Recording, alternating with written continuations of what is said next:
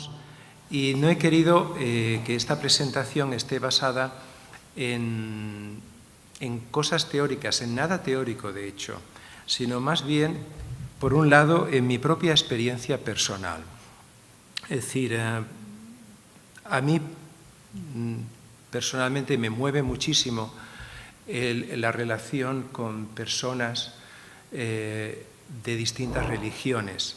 Siempre aprendo, siempre sé que hay algo ahí, una fuente, un río espiritual que hay en la otra corriente de la cual puedo aprender algo.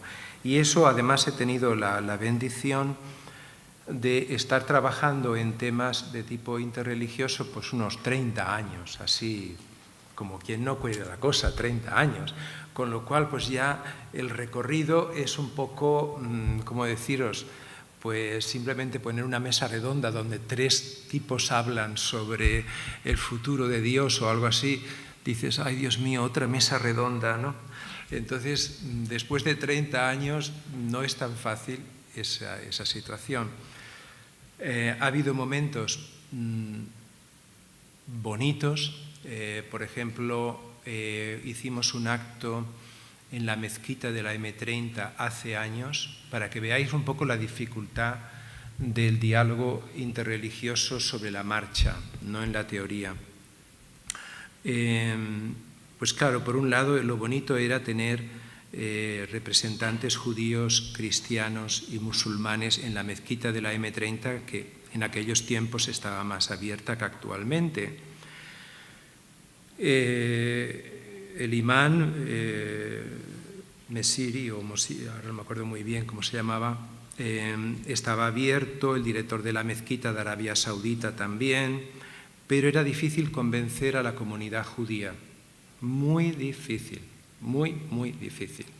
Y entonces el hecho de finalmente conseguir un grupo de personas judías que pudieran ir a la mezquita de la M30 y que unas 300, 400 personas se pudieran reunir allí y que el acto estuviera realmente, que conmoviera el corazón de la gente, eso fue para mí un gran momento. Pero ha habido muchos otros, por ejemplo, me acuerdo una vez en Israel, por un tiempo estábamos ayudando a llevar invitados de España junto con invitados de toda Europa y de distintas partes del mundo a unas jornadas de reconciliación en Israel. Y ese día en particular yo me había puesto como meta, pues un poco, siempre me gusta la meta lo más difícil. En el diálogo interreligioso conseguir que te vengan, por ejemplo, en esos momentos personas de la comunidad judía era bastante difícil. Entonces lograr que un grupo bastante numeroso de amigos judíos fueran allá, y era muy bonito en el Museo del Holocausto de Yad Vashem, es decir, de repente ver por un lado todos los representantes, digamos, no judíos, por otro lado los representantes judíos, y entonces abrazarse unos a otros y perdonarse mutuamente. Era muy bonito. Yo me acuerdo que al terminar todo el acto y la gente pues se va a los autobuses y tal, pues hablando con unos amigos me decían, es que no nos podemos mover. Es decir, esta madre e hija en concreto de las judías estaban ahí llorando a borbotones. Toda la familia de esta madre en concreto había muerto en el Holocausto. Entonces, para ella era muy difícil. No era un acto, digamos, para la galería, para hacerse una foto, sino que tuve que luchar con ellas. Tenéis que hacerlo, tenéis que hacerlo, tenéis que estar ahí, tenéis que conseguirlo. Y la verdad es que fue momentos muy bonitos de los que vas aprendiendo. Es decir, entonces, más bien la conferencia trata sobre esa experiencia, es decir, lecciones que yo he sacado de esa experiencia. El trabajo aquí en Espacio Ronda en los últimos 8 años también ha sido una especie de apertura enorme, porque al fin y al cabo aquí ocurre de todo, desde exposiciones, por ejemplo, el diálogo interreligioso en el mundo del arte. Me acuerdo unos años una exposición que se llamaba Los colores del espíritu. Es una cosa muy difícil. ¿Por qué? Pues porque una cosa es iconografía artística, es decir, una Virgen María con un niño, pero a lo mejor la persona que lo pinta es un tío que no cree en nada y que pasa de todo. Entonces no siempre encaja la persona espiritual con la iconografía. Entonces yo quería que fueran personas espirituales y era interesantísimo el resultado, ¿vale? Entonces en Espacio Ronda ha habido momentos muy bonitos. Un aspecto también, para decir las barbaridades que os voy a decir a continuación, ¿vale?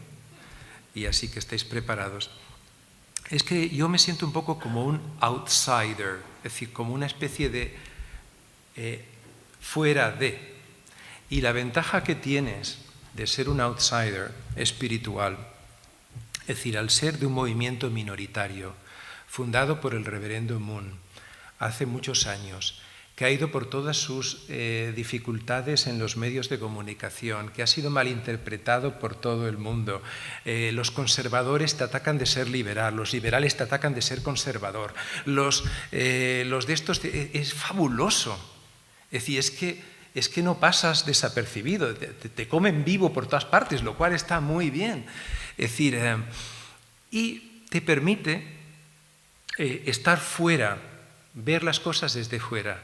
Y a veces, para ver las cosas en perspectiva, las tienes que ver desde fuera. Es decir, las tienes que ver desde lejos, desde la distancia, para ver qué hay esencial y qué no hay esencial en una cierta tradición religiosa. Y esto incluye la nuestra propia tradición. Entonces, estas condicionantes, es decir, la experiencia, el hecho de que esa experiencia viene desde una minoría y el trabajo aquí en Espacio Ronda, vamos a intentar entrar en esas tendencias de la religión actualmente.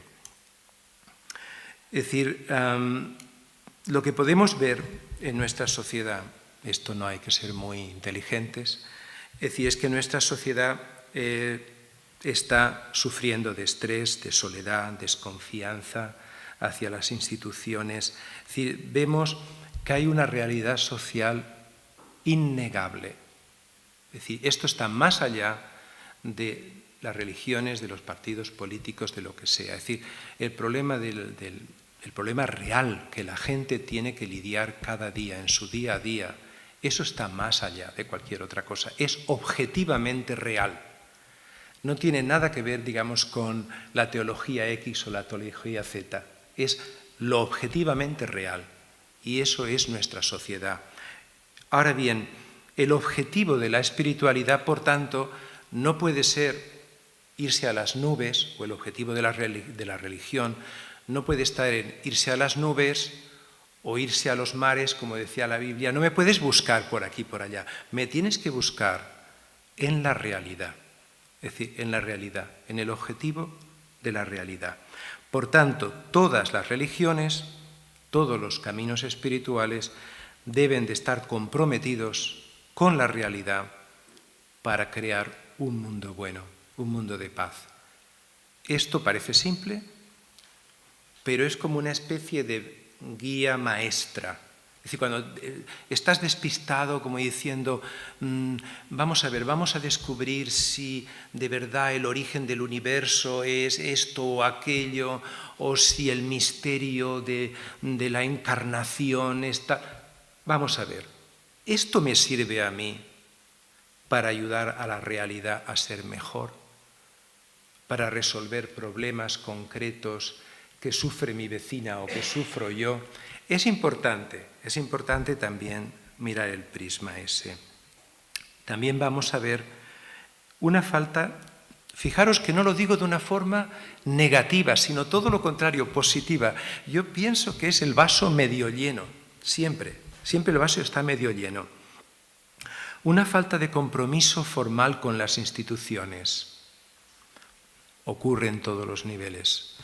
Muy poco participación en partidos políticos formalmente, religiosamente, ONGs, etc. Esto es normal. Desconfianza en el liderazgo. Es decir, nos cuesta ver ejemplos en nuestra sociedad. Desconfianza en las palabras. Es decir, ¿qué es verdad y qué es publicidad? Porque hoy día ya sabéis que Coca-Cola es la verdad, es decir, es la chispa de la vida. Es decir, Red Bull te da alas. Es decir, ¿comprendéis? Es decir, la terminología espiritual ha sido secuestrada por la publicidad. De forma que cristiano es el Mesías, Messi es el Mesías. Estos futbolistas hacen milagros, se producen milagros. Podéis coger un diario deportivo y veréis que de alguna manera toda la terminología espiritual ha sido raptada por la publicidad de productos de moda, etcétera, etcétera. El resultado es que las palabras no son lo que son. Y por tanto, digamos, ya no te crees la mitad de las palabras por si acaso. Bien, y por otro lado, también tenemos que tener en cuenta en la sociedad actual el impacto de las nuevas tecnologías. Hoy día, evidentemente, si tú quieres difundir una idea, para bien o para mal, debes de tener en cuenta las nuevas tecnologías.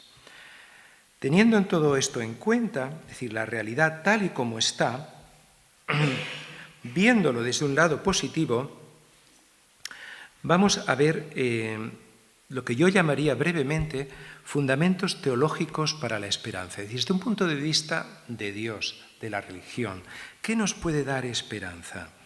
Yo he puesto aquí, por un lado,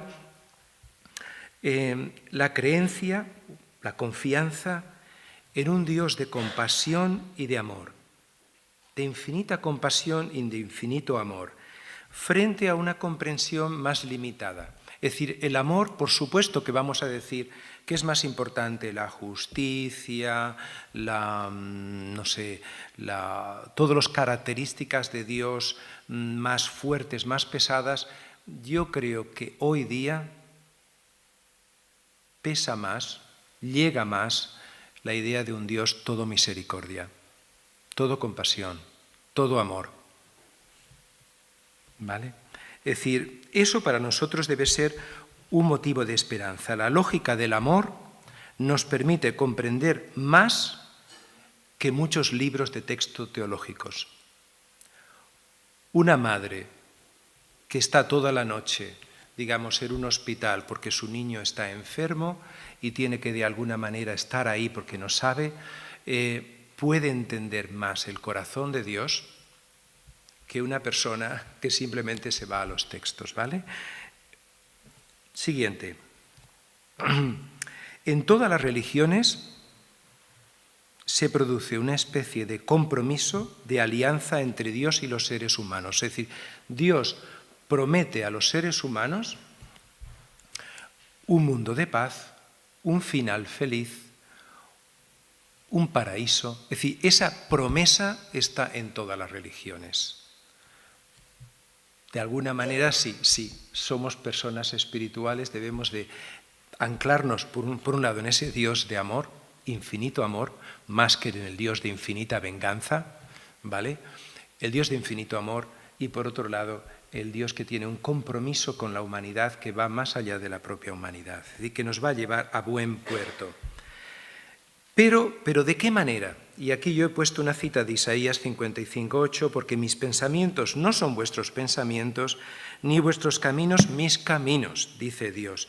Es decir, que en realidad lo que nosotros podemos especular y crear con instituciones religiosas, etcétera, etcétera, a lo mejor no es lo que Dios quiere. No sé si lo entendéis. Nuestros caminos, es decir, mis caminos no son vuestros caminos. Es decir, a lo mejor todo lo que nosotros vemos como, uy, qué mal, digamos, las religiones se están hundiendo, la gente no va a las iglesias, cada vez menos jóvenes tienen un compromiso formal, a lo mejor es fabuloso. Es decir, a lo mejor está ocurriendo realmente lo que debe de ocurrir. Es decir, no son los mismos caminos. Y luego a lo mejor dentro de 200, 300 años vienen los estudiosos y dicen, lo ves, había esta tendencia, se veía esta tendencia, claro, es normal.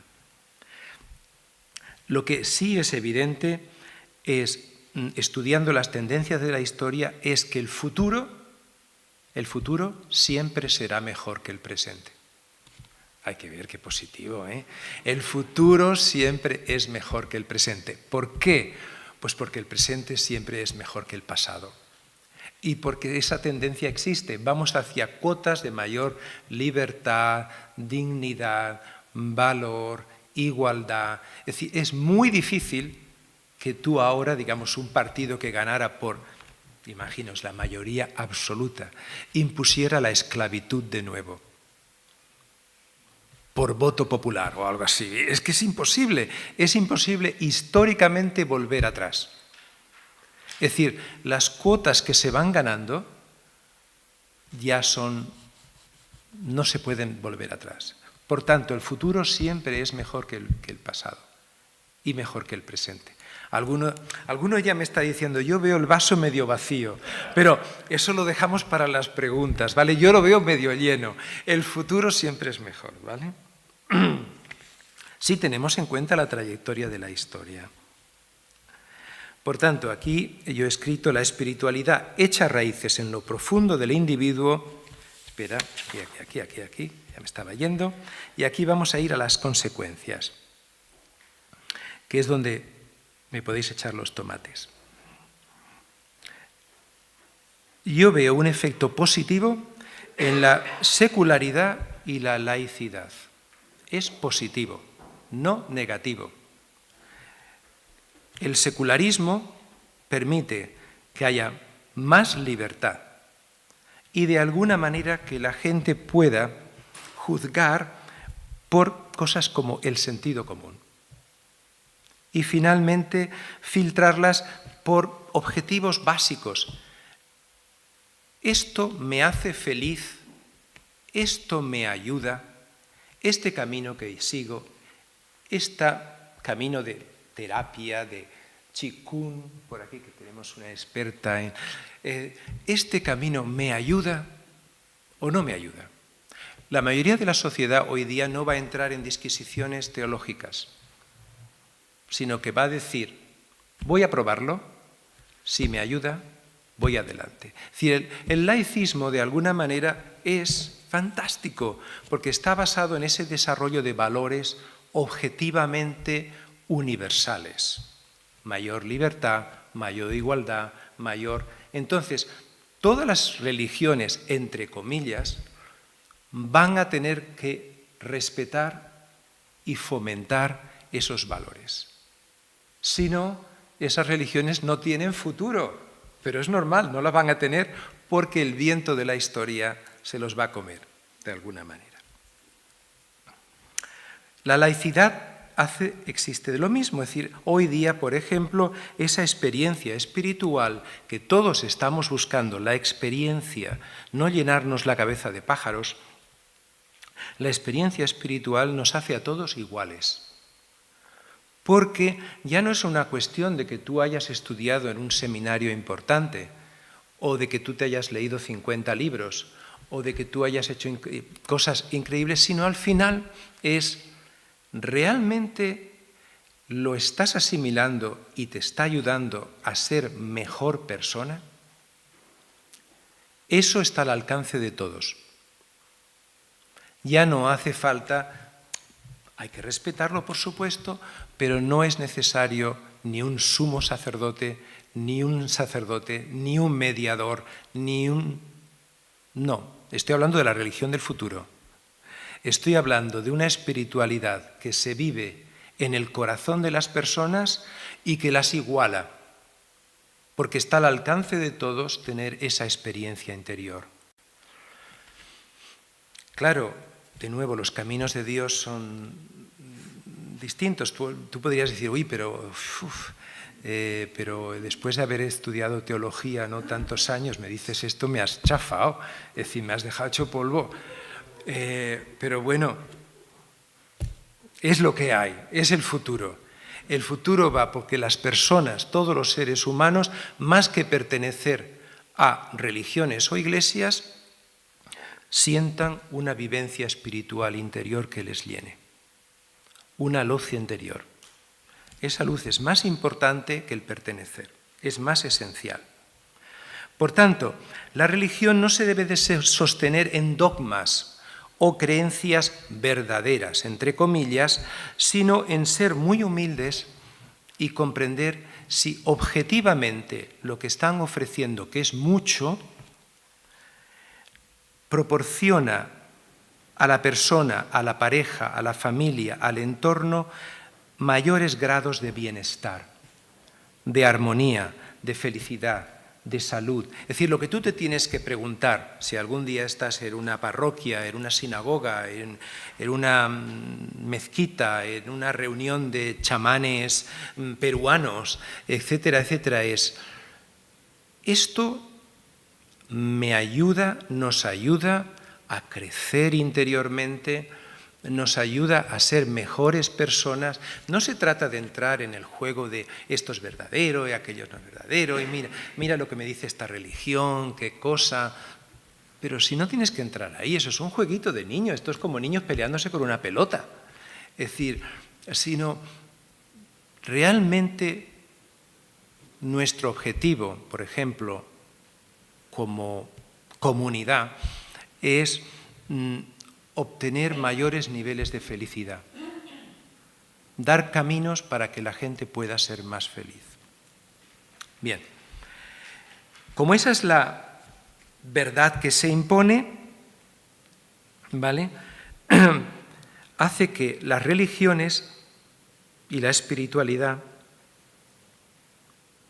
puedan ser cada vez o deban ser cada vez más humildes. Si en el pasado, pues claro, una religión podía sostenerse sobre la base de la autoridad, sobre la base de una estructura económica y política, sobre la base de la tradición, sobre el miedo, había muchas estructuras que la laicidad, gracias a Dios, y el secularismo se los ha cargado. Muy bien cargados, por cierto. Entonces, de esa manera están todos eliminados y esto es tabula rasa. Es decir, en el momento en que la gente dice, bueno, vamos a ver, entonces, ¿qué quiere decir? ¿Que yo no puedo justificar esto porque en la Biblia dice esto? No totalmente. ¿Que no lo puedo justificar porque el Bhagavad Gita dice esto? No totalmente. Tienes que ser bastante humilde y pensar que esa verdad que tú tienes finalmente se tiene que demostrar en pasos sinceros que lleven al bienestar común. Por tanto, lo esencial, lo más importante en una comunidad espiritual y en este mundo global interespiritual es ir a la esencia, no perdernos en la paja. Es decir, sino ir a la esencia de todas las tradiciones espirituales. La esencia es más importante que la complejidad. Luego me podéis echar,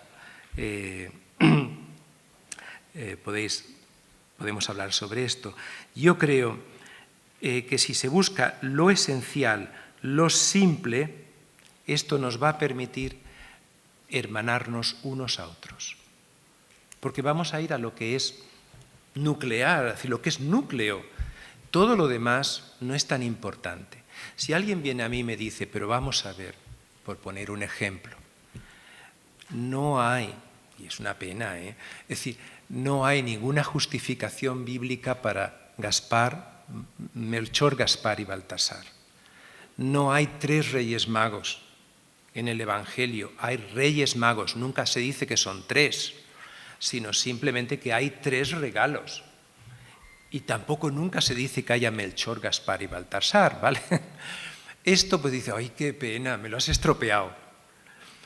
Pues no, simplemente es ir a lo que es esencial. ¿Para qué pelearte con un grupo espiritual o con una tradición religiosa sobre cosas que no son esenciales? Puedes hacerlo si tienes tiempo y quieres tomarte un café con ellos, está bien. Pero si no, no es esencial. Lo esencial es lo importante, la búsqueda de la esencialidad, incluso en nuestra propia vida. buscar lo que es esencial, lo que soy yo en esencia y por tanto lo que puede fortalecer mi yo. Por tanto, el peso de la verdad bíblica que hace años tú podrías decir, por ejemplo, que algo es verdad y he vivido en Estados Unidos y en Inglaterra y en un país protestante eso pesa mucho más que en España. Es decir, el decir que esto es verdad porque tal cita bíblica lo dice, yo pienso que ese tiempo se está acabando. Es decir, la cita bíblica no es suficiente. Es bonito, te puede ayudar, etcétera, etcétera, pero no es suficiente. Por tanto, esa búsqueda de la esencia nos puede llevar a un lenguaje común compartido con todas las formas de espiritualidad. Es un diálogo en el que todos ganamos y nadie pierde. ¿Vale? Es decir, cuando tú entras en relación, por ejemplo, con un chamán peruano, que empieza a tirarte cositas y a hacer unas cosas y unos cantos y unos tal, pues puedes tener dos opciones. Decir, qué cosa más folclórica, qué superficial. Es decir, aquí donde haya un buen filete teológico, que me lo pongan sobre la mesa y que me quiten a mí esto de las piedras chamánicas y tal. Puedes tener esa actitud, con lo cual no ganas nada, has perdido tu tiempo y a lo mejor te han cobrado 20 euros por ese curso. Entonces es una tontería. O puedes pensar, bueno, yo estoy aquí para aprender algo. Evidentemente, no me voy a ir de vacío. Entonces, ¿qué puedo aprender de una tradición espiritual milenaria? Sin juzgarla, sin ningún tipo de juicio. Dejar tu juicio para otro momento. Sin juzgarlo, ¿qué puedo aprender? Entonces veréis que todos ganamos, absolutamente todos ganamos. Yo siempre pongo este ejemplo porque me gusta. Es decir, ¿habéis ido al comedor de los Hare Krishnas por aquí alguno? Sí, ¿no? Hay una comida estupendísima, esto es maravilloso. Lo que yo no sé si sabéis algunos es que para ser responsable, por lo menos era hasta hace unos años, yo no sé si ahora ya la cosa cambia, para ser líder de los Hare Krishnas, digamos responsable del centro o de Brihuega o de lo que sea, del centro que tienen ahí en Guadalajara, tú tienes que haber ido primero por la cocina. Todos tienen que ir por la cocina. Todo Hare Krishna que se preste tiene que aprender a lavar, fregar, cocinar, pelar patata y vamos, no un día, sino eso muchos días. Muchos días. Si no vas por la cocina, tú no eres líder en la comunidad Hare Krishna. ¿Vale? No es aquel que es un lumbreras, ¿no? Que habla por los codos y lo tiene, sino aquel que va por la cocina. Oye, pues yo cuando lo escuché digo, ¡oh, cuánta sabiduría! Dios mío, ¿tú te imaginas, no, Gonzalo, si todos los sacerdotes católicos fueran por la cocina? ¿No? Es que se aprende tanto sirviendo y se aprende tanto, digamos, es decir, es muy bonito, yo creo. Pero bueno, puedes ir a cualquier otro, digamos, comunidad espiritual y verás que siempre hay algo en esa tradición que tu tradición a lo mejor no lo enfatizaba tanto. Tu tradición a lo mejor enfatiza otras cosas. Y entonces esas otras cosas, por ejemplo, tu tradición es muy buena, pero, digamos, en la otra tradición se enfatizan ciertos aspectos. Por ejemplo, yo estudié por un par de años, estudié hebreo. Y mi profesora de hebreo, muy religiosa, pues claro, cuando leíamos la Torá, pues yo, como buen occidental, secular, pues cogía la Torá y la dejaba en el suelo. ¡Uy, qué bronca me llevaba! ¡Qué bronca! Pero Armando, ¿cómo puedes dejar la Torá en el suelo? En el suelo no se deja el libro sagrado y tal, y Pascual. Y entonces yo veía la actitud que ella tenía hacia la Torá. Y yo pensaba, Fíjate, qué cosa más interesante. Es decir, de cada persona puedes aprender algo, siempre. De cada tradición religiosa, siempre.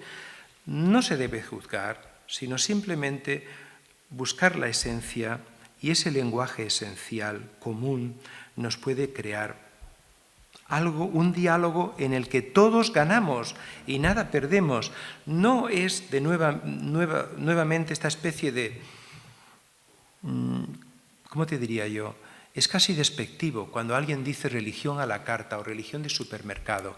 Cuando la gente piensa que simplemente yo cojo por aquí, yo cojo por allá, me quedo con lo que me gusta. No es tan banal como eso. No es banal, sino es una actitud de profundo respeto hacia la tradición que tienes frente a ti. Profundo respeto. Es decir, cuando tú vas a la mezquita de Al-Aqsa, por ejemplo, en Jerusalén, y tú entras, tú te das cuenta de que estás en un lugar muy importante. Y por tanto es normal que tengas que estar descalzo. Y por tanto es normal que tengas que mostrar un respeto. Bueno, cositas. Bien,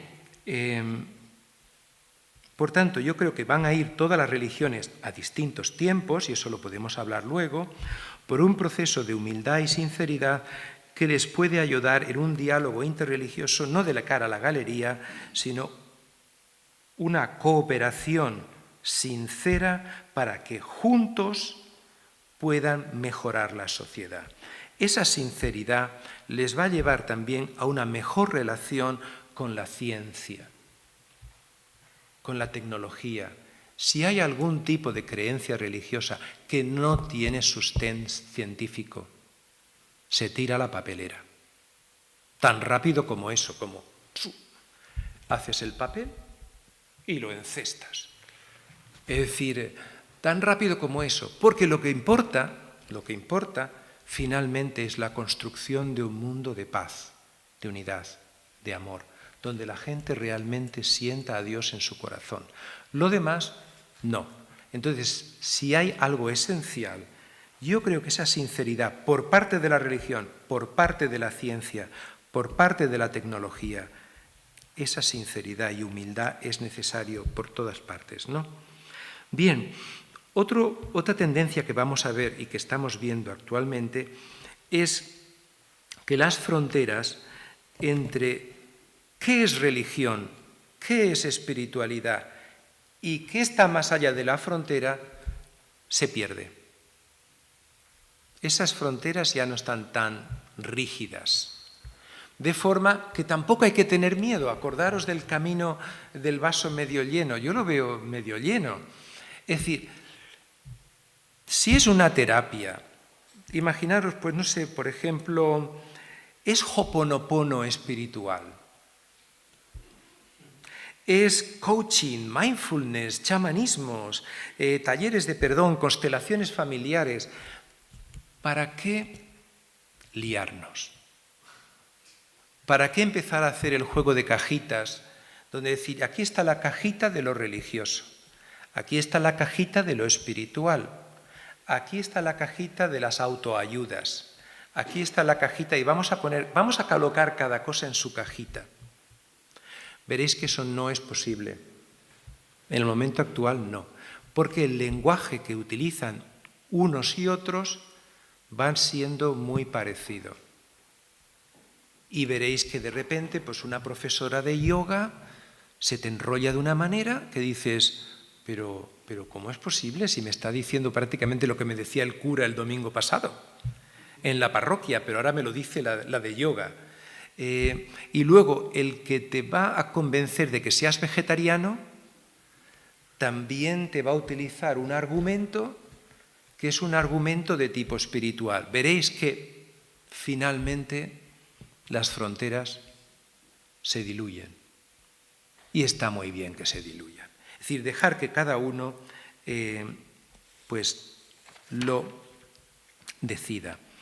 La espiritualidad, por tanto, echa raíces, y eso es muy importante, en lo profundo del ser humano, debe revolucionarnos a cada uno de nosotros en el individuo, pero no se puede quedar ahí, no se puede quedar en el individuo. tiene que fructificar en la comunidad.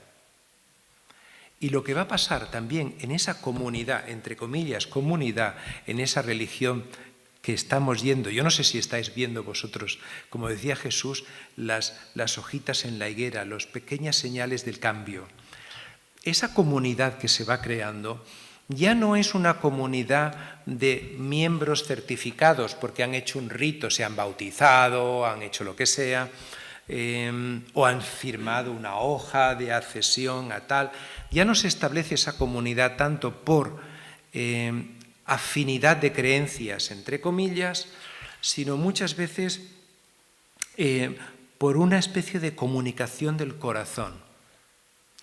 Y vais a ver cómo el deseo de sentir esa afinidad va a desarrollarse en oraciones en común, meditaciones en común, cantos de mantras en común, ONGs que trabajan haciendo cosas, pero que no se detienen simplemente, tú eres católico, tú eres tal, tú eres cual. A nadie le importa de dónde vengas, realmente. ¿Cuál es tu tradición? Sino lo importante es que en este momento, aquí y ahora, estamos hablando el lenguaje del corazón. Estamos hablando el lenguaje del amor y del servicio. Y eso nos hermana, porque tenemos unos problemas comunes, unos objetivos comunes.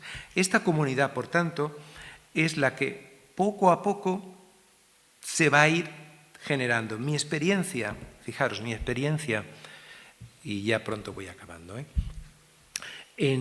trabajando con diferentes iglesias cristianas y grupos religiosos, tanto en Estados Unidos como luego en España, es que siempre en todas las comunidades, en todas, tanto si es la iglesia, digamos, una comunidad budista, como Yogananda, como esto, como lo otro, siempre hay una especie de núcleo o grupo que trasciende el propio grupo. No sé si lo entendéis. Hay gente muy del grupo, que pertenecen a ese grupo. Y hay gente que tiene una especie de lenguaje común. Se podría hermanar con cualquiera, que van más allá de su propia comunidad. Esto lo he observado en todas. Y muchas veces cuando tú le preguntas, y es que es así de simple, cuando tú le preguntas a un cura, a un reverendo, a un lama, a un no sé qué, ¿quién te ayuda a ti en tu comunidad? Veréis que normalmente siempre son los mismos. Es decir, es un grupo que de alguna manera se siente movido a servir, a ayudar, a dar, a entregarse, tal, pero que podrían estar ahí como podrían estar en las hermanitas de la caridad.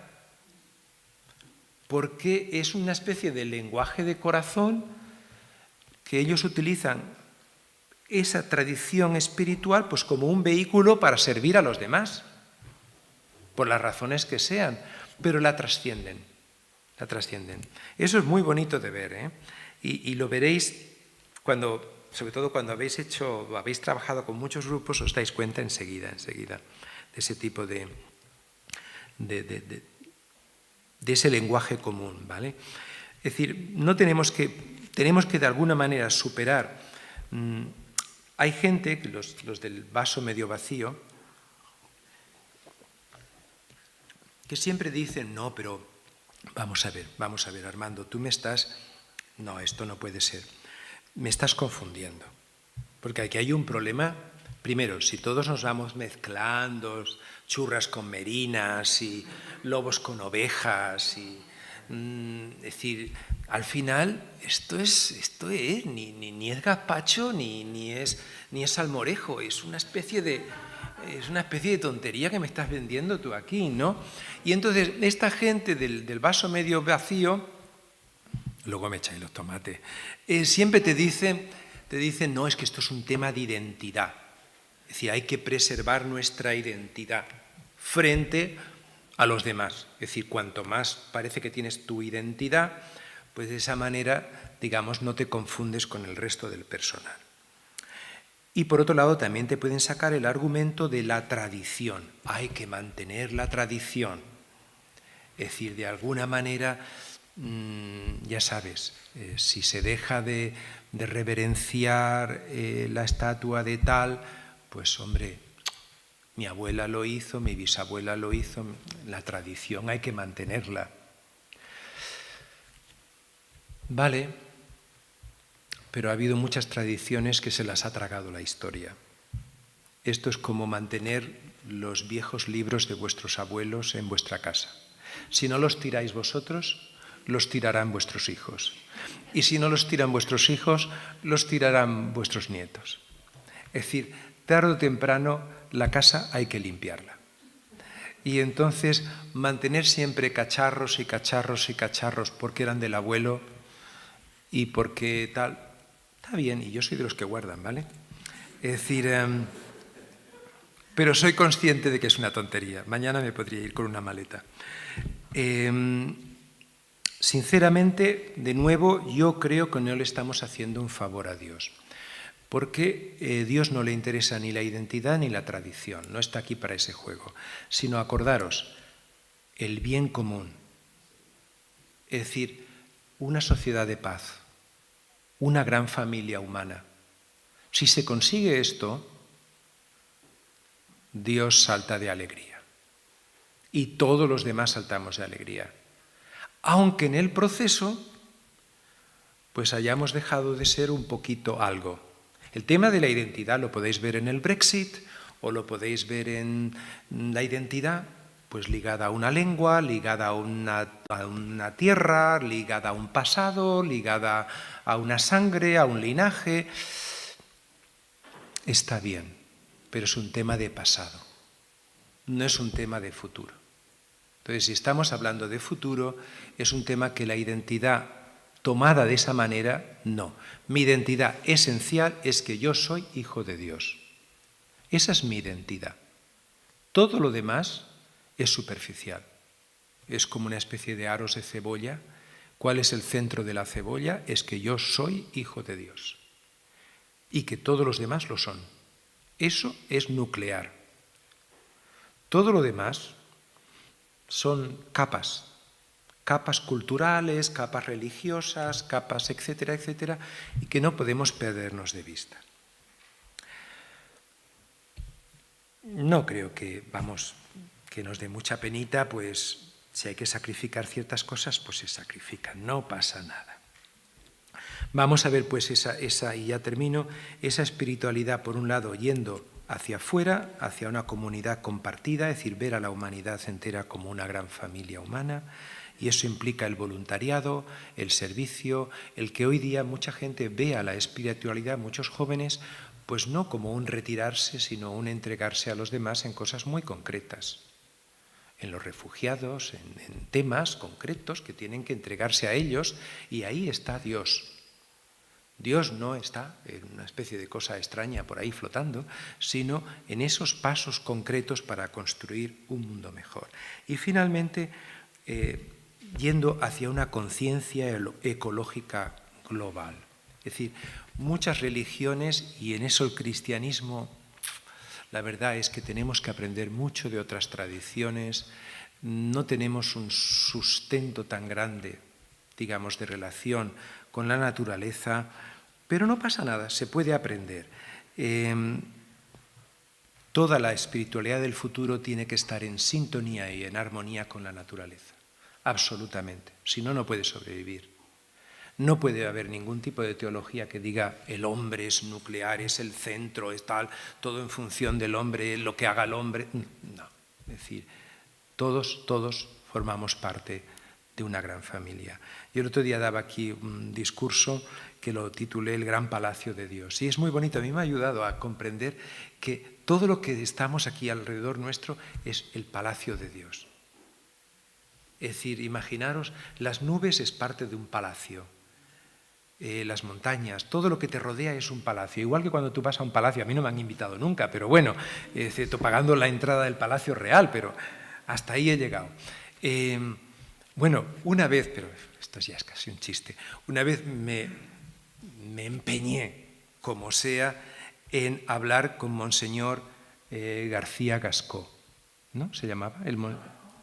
no, el monseñor de Valencia, el arzobispo de García Casco, que falleció ya. No sé por qué esas cosas que a mí me pasan, es decir, yo sentía que tenía que hablar con este hombre, como fuera. Y efectivamente lo conseguí. Y entonces me di cuenta un poquito de lo que es la historia religiosa, porque entras en el Palacio Arzobispal de Valencia y entonces antes de llegar al cardenal, pues vas yendo por una serie de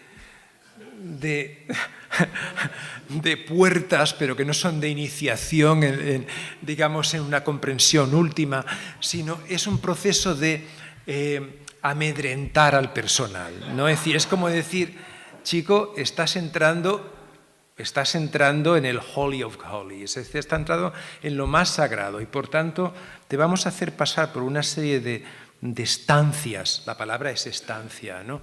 Con unos portones grandes, unos tapices guays, unos mármoles y tal, y tú vas pasando y vas de secretario en secretario hasta que llegas al final al cardenal y dices, ¿qué hago? ¿Me inclino hasta el suelo? ¿O qué hago? ¿Me quito los zapatos porque es terreno sagrado o algo así, como si fuera Moisés? Entonces, imaginaros lo mismo pero con la naturaleza. Es decir, una especie de decir, wow, una urraca santa,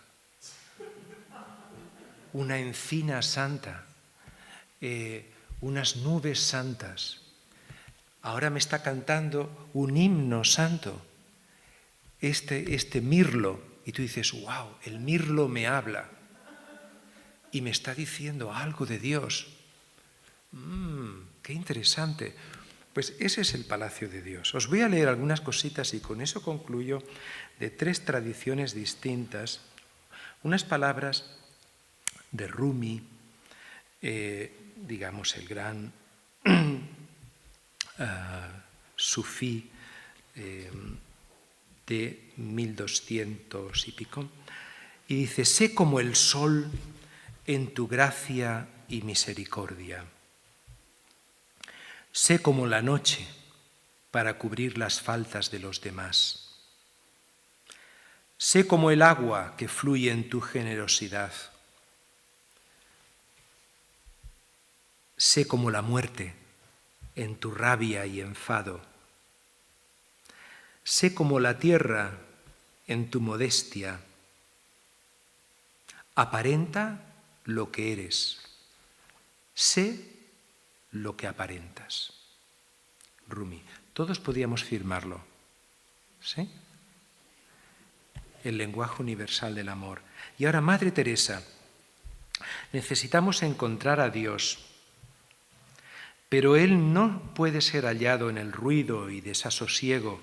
Fijaros cómo la naturaleza, los árboles, las flores, la hierba, crece en silencio. Mira cómo las estrellas, la luna y el sol, cómo se mueven en silencio. Necesitamos el silencio para ser capaces de tocar a las personas. Muy bonito, ¿eh? Cualquiera lo podía afirmar. Y ahora de Baal Shem Tov, es decir, el fundador, uno de los grandes fundadores del hasidismo en el judaísmo. El mundo está repleto de maravillas y milagros, pero el hombre alza su pequeña mano, cubre sus ojos y no ve nada. Debes amar a tu prójimo como a ti mismo. ¿Por qué? Porque cada uno de los seres humanos tiene sus raíces en la unidad, y rechazar la más pequeña partícula de la unidad sería rechazarla toda por completo. Baal Shem Tov, podríamos firmarlo. ¿Sí? Entonces, podríais de la misma manera, pues, citar a grandes hombres y mujeres de la historia del tiempo y actuales, y veríais que siempre es el mismo lenguaje. Es un lenguaje universal, un lenguaje que llega al corazón y que puede a todos, de alguna manera, hacernos crecer y hacer mejorar esta sociedad. Vale, pues esta es mi presentación. Si queréis, os doy las gracias.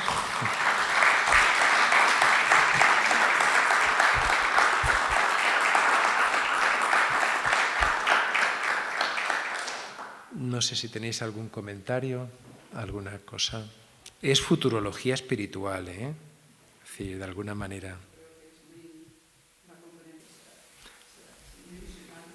Yo, sinceramente,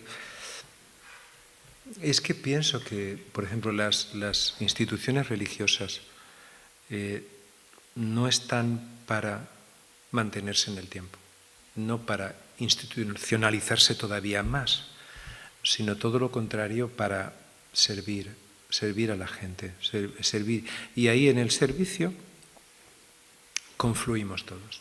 Es decir, porque al final es lo importante.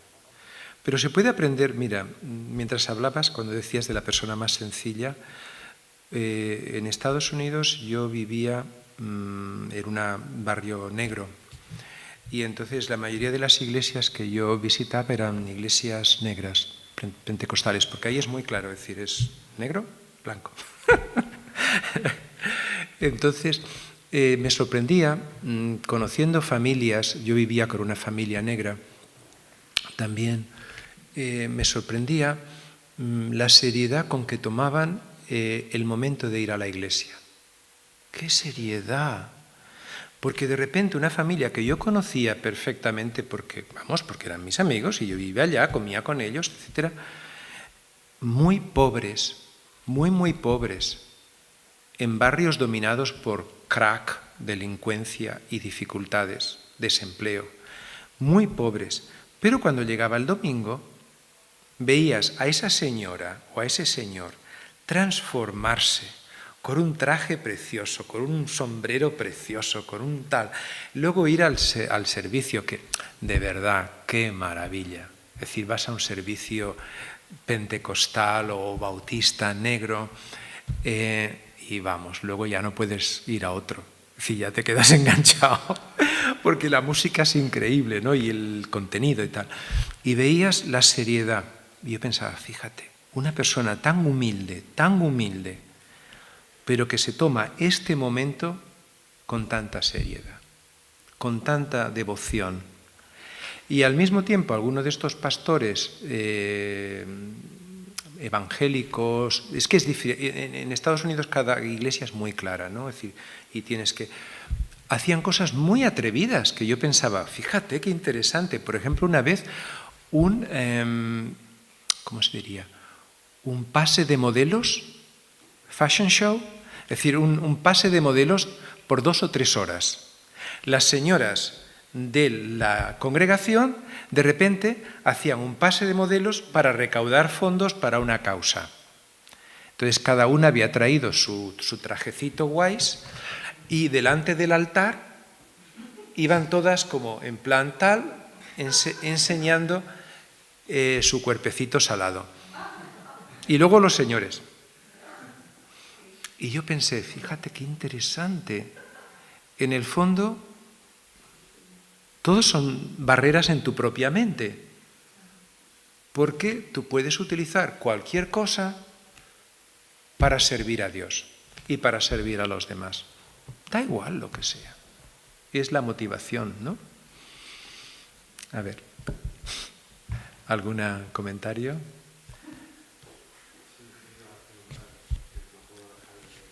Tu pregunta. Sí. Desde el punto de vista religioso, ¿qué pasa con la gran pregunta del ser humano? ¿Una razón de la ciencia, de la religión? La gran pregunta, ¿y cuál es la gran pregunta? Yo es que estoy muy despistado. ¿Por qué? El por qué, ¿quién soy yo? Que es la pregunta clave. El sentido de la vida, las preguntas que tú te haces cuando te mueres. Pero tú te haces esas preguntas. Es decir, yo es que como fui por una fase zen, ahí ya acabó conmigo.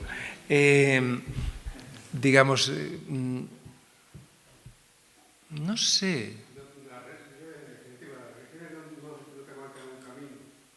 La religión es un proceso educativo. Sí. Sí, no. Sí, no. ¿Sabes qué pasa? Que todos somos seres individuales, chispas divinas, como decía Baal Shem Tov. Entonces, una religión es un sistema educativo, como puede ser pues, cualquier otro sistema educativo, ¿vale? Es decir, somos educados desde que somos retaquitos, que nos van diciendo cosas, no hagas esto, no hagas aquello. Es decir, y la religión pues te educa. Lo que pasa es que de la misma manera que, por ejemplo, en una familia hay 4 chicos y que los padres se educan igual y los 4 son diferentes, pues hay ciertas cosas que aunque te las digan, tú tienes que construirlo en ti. Tú tienes, aunque te digan 50 sermones de lo importante que es servir a los demás, si tú no lo haces realidad en ti mismo, será una carga. Es decir, tú no puedes estar sirviendo a los demás porque es una obligación religiosa de hacerlo. O sea, la Madre Teresa no servía a los demás por obligación, sino porque encontraba a Dios y la alegría en hacerlo. De hecho, si tú quisieras hacerla sufrir, quítala de ese ambiente y métela en un congreso de intelectuales y ahí ya la matas. Pero quiero decirte con eso que sí, la religión te enseña una serie de herramientas, no, que al final hay algo que tú tienes que construir contigo. No, que tú tienes que... Los cambios que tú hagas en tu personalidad los tienes que hacer tú. Una religión no te lo va a hacer. Es decir, tú puedes decir, bueno, yo es que bueno, si lo pretendes es que son muy tontos. No, cualquier religión que pretenda que ellos pueden cambiar a alguien, que son muy tontos. Es decir, una religión normalmente es un sistema educativo, es como si leyeras un libro. Tú lees, por ejemplo, no sé, el Nuevo Testamento, lees el Sermón de la Montaña, bienaventurados los puros de corazón porque verán a Dios.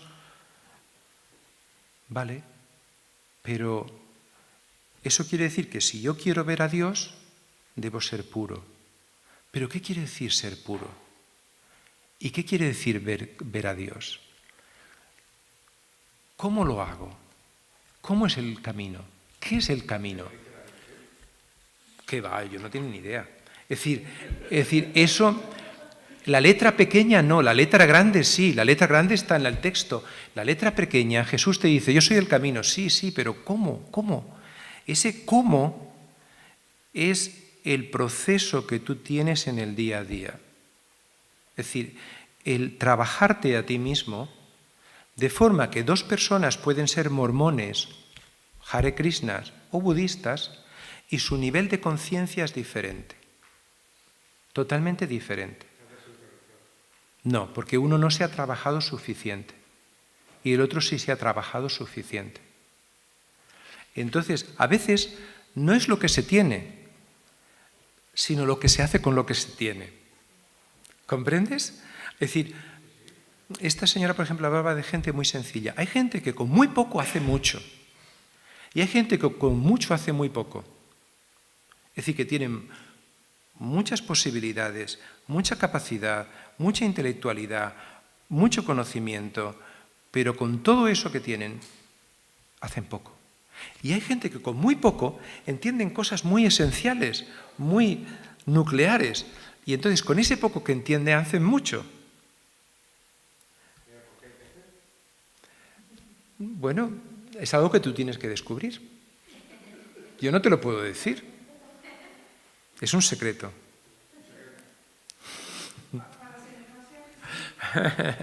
Bueno, ¿algún comentario más?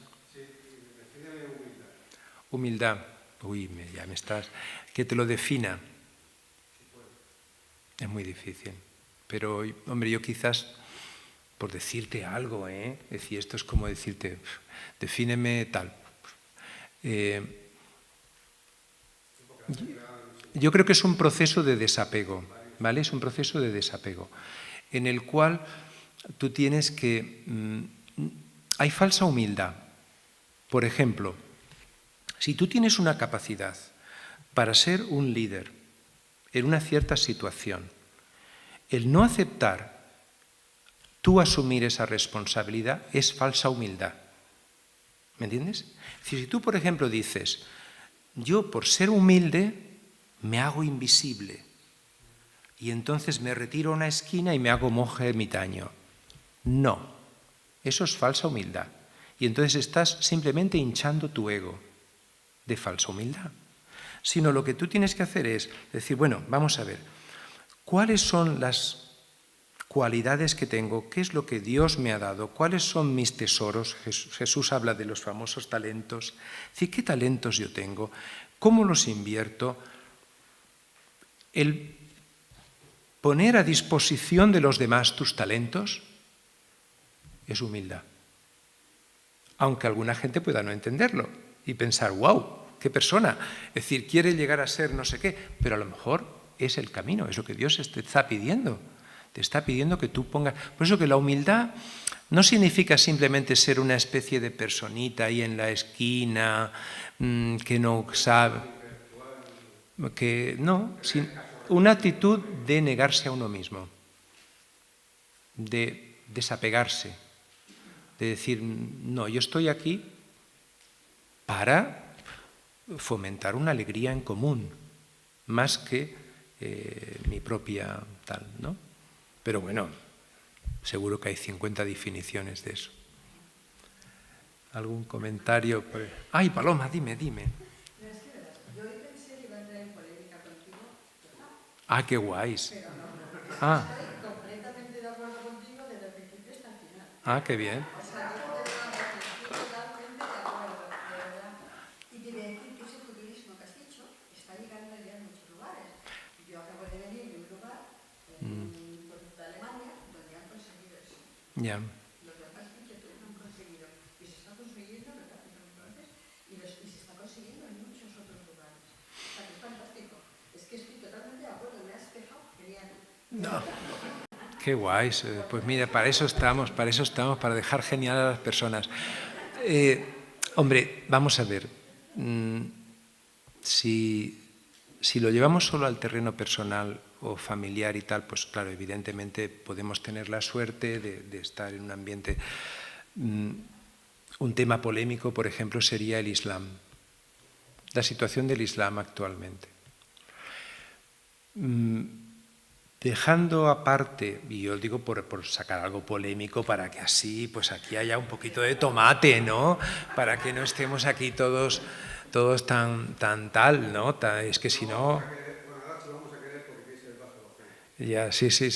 Entonces yo tengo una teoría que de nuevo puede ser una teoría totalmente equivocada, ¿vale? Pero un poco por olfato.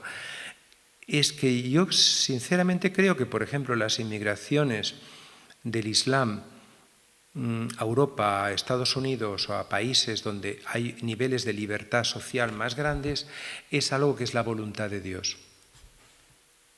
Ahí ya me matan, ¿no? Es decir, ¿por qué? Pues porque, de alguna manera, hay ciertas, como te diría yo, inclinaciones o búsqueda en el ser humano que va más allá de la religión. Es decir, el experimentar mayores grados de dignidad, el experimentar mayores grados de valor, sentirse valorado en lo que haces y valorar a los demás con igual valor. Es decir, hay una serie de indicativos que cuanto más esos indicativos se cumplen en la sociedad, la gente puede estar más feliz. Es así de simple, ¿vale? Entonces, ¿qué pasa? Que muchas personas, claro que se ven los radicales, tal, pero esos son una minoría. ¿Qué va a pasar? Que una gran mayoría de la comunidad musulmana, viviendo en países donde sí hay ese entorno, no experimentan una pérdida de identidad, sino todo lo contrario, decir, bueno, qué interesante, es decir, puedo ser musulmán y al mismo tiempo puedo experimentar este tipo de dignidad, de valor, de responsabilidad social, etcétera, etcétera. Estamos hablando, por ejemplo, que malo los del Islam, no olvidaros que el alcalde de Londres es musulmán. Entonces, vamos a ver, es decir, no seamos tan tal.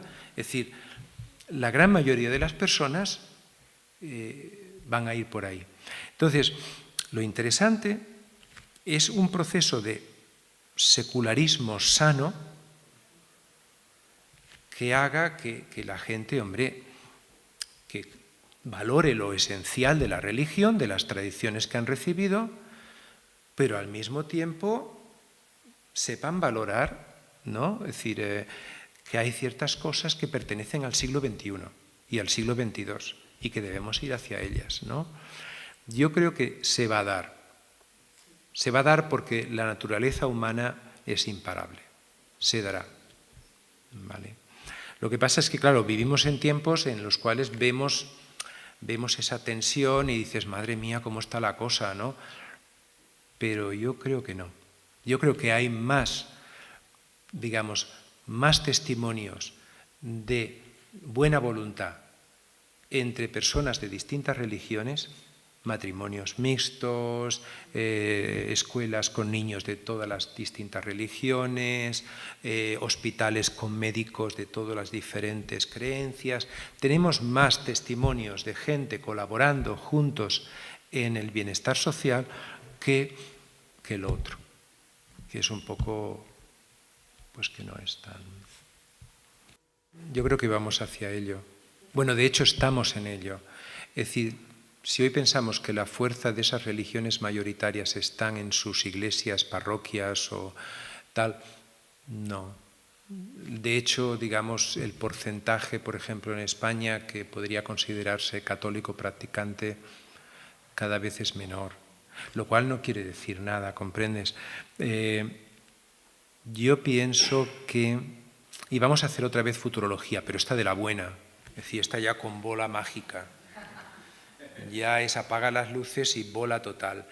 Yo creo que las religiones desaparecerán. Desaparecerán. Y lo que ocurrirá es una espiritualidad compartida común. Dios no desaparecerá, el amor no desaparecerá. El fuego que tú sientes en tu corazón cuando sientes una sintonía con los demás no desaparecerá. Es decir, todo eso se mantendrá. Todo lo que es universal, esencial, troncal, se mantendrá. No solamente se mantendrá, sino que crecerá. Las religiones, pero bueno, esto hay que ir a los textos, no me estoy inventando nada. Es decir, en el libro de Apocalipsis termina de esa manera. Termina, veo un cielo nuevo y una tierra nueva, no había templos, eso es como termina Apocalipsis.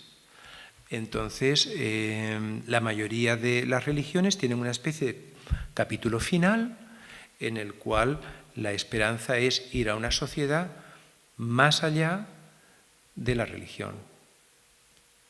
Yo creo que eso ocurrirá. Ahora bien, si esperas que te lo den desde arriba, estás perdido. Ahora bien, y ya con esto también, yo creo que no debemos de jugar el juego del odio por el odio. Por ejemplo, si tú trabajas en una parroquia, en una comunidad X, y ese tipo de cambios no se están dando, lo que no puedes hacer es jugar el juego del odio, o del rencor, o de, hay que ver, hay que tal, o... No, eso no, sino jugar el juego del amor, del servicio, de dar un ejemplo mayor y de alguna manera trabajar desde dentro para que los que tengan ojos para ver puedan ver. Hay otros que no ven, que están siempre ciegos, pero bueno, eso no pasa nada, como solo duran 80 años, es decir bueno, pues ya se los tragará la tierra, es decir, porque esto continúa. Entonces lo importante es que cada vez haya más gente con ojos abiertos y con corazón abierto y que eso vaya ganando territorio y vaya hermanando la gente. ¡Ay! Espera, esta señora. Diga. Esto no puede ser, os ha encantado a todos. Dime. Sí. Ya. Bueno, en esto yo soy muy practicorro, ¿vale? creo en la realidad. Entonces, la realidad es tú y las redes de amor que tú construyes a tu alrededor. Eso es real. Que de repente se declare el reino de los cielos en Madagascar, interesante, podría ser noticia en el New York Times, pero no es real para ti en este momento, porque tu realidad en este momento es tu relación con las personas que tú tienes cada día. Eso es real. Entonces, yo más que las preguntas finales de quién soy yo, etcétera, etcétera, es ¿cuánto amor he dado en mi vida? Pues oye, ¿qué más puedes hacer? Es decir, yo no entiendo qué puedes hacer más. Es decir, ¿cuánto amor he dado? ¿Cuánto he sembrado? ¿Cuánto he ayudado? ¿Cuánto he superado? ¿Cuánto? Eso es lo importante. Lo demás es un poco cuestionable, porque lo importante es, si ha de venirte algún día a ti, pues échale la bronca. Es decir, yo creo, de vez en cuando, pues hay que enfadarse. Es decir, hay que decir, oye, mira, vamos a ver, tú y yo vamos a tener una conversación muy seria. Es decir, porque claro, es importante que el Dios que... Tampoco es decir, bueno, me voy a cargar toda la tradición que he recibido, no es eso tampoco, sino de nuevo ver qué es lo maravilloso de las personas que antes que yo en este camino sintieron algo, experimentaron algo, vivieron algo. Y entonces esas personas, vamos a ver, cuando una mujer o hombre está ahí entregándose en África en medio de una guerra, etcétera, etcétera, y tú dices, bueno, ¿qué le mueve a esa persona a dar su vida por los demás? Evidentemente ahí no hay teología, ahí hay algo que está llegando a lo más interior. Entonces, ¿qué le mueve? Y tratar de aprender, pero a lo mejor tú experimentas a Dios en el amor que das a la gente. No todo el mundo tiene el mismo camino. Y no todo el mundo... Eso es lo maravilloso. Yo pienso que no debes de preocuparte, que si algún día Dios quiere encontrarte de la forma que tú quieres que te encuentre, te encontrará. Es decir, que no te preocupes. Es decir, si te pilla siempre. Es decir, Él o ella o lo que sea, lo sagrado, algún día... Pero es que yo, de nuevo, estamos en las definiciones. La cajita de lo sagrado, la cajita de lo terrenal, la cajita de lo humano, la cajita de lo divino.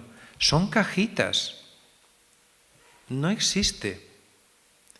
Es un todo, es una realidad que tú experimentas en el día a día.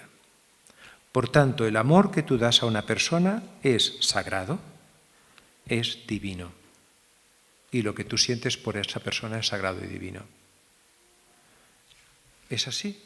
Lo que tú sientes por tu perro al pasearlo, lo que tú sientes... No, pienso yo, Yo no me preocuparía tanto. A ver, por ahí... Oye, faltan 5 minutillos, Espera, que por allí me tiene una señora detrás de la columna y luego usted. Una pregunta muy rápida. Si desaparecen las religiones... Qué mal asunto. Qué mal asunto. Para... Cuando uno se quiera casar, que es algo tan bonito, vestirse de blanco y recibir ese sacramento de amor por eternidad, ¿quién lo va a hacer? No te preocupes. Esto, mira, aquí tienes a Paloma que lo hace. Es decir... no te preocupes.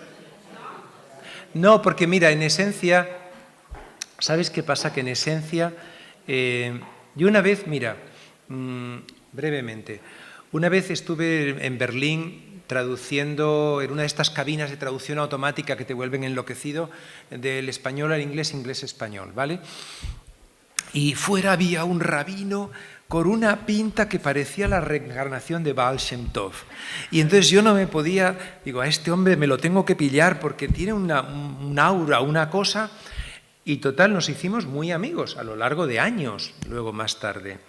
Era un superviviente del Holocausto, etc. Yo le pregunté, ¿cuál es la fuerza del judaísmo a lo largo de la historia? ¿Dónde radica la fuerza de esta cosa? Y él me dijo, en la familia. Todas las tradiciones importantes y todo lo que ocurre importante es en la familia. No es en la sinagoga, no es aquí, no es allá, no es el rabino, no es nada. Es tú, tu esposa, tus hijos, tu familia. Pues ya está. Eso es nuclear.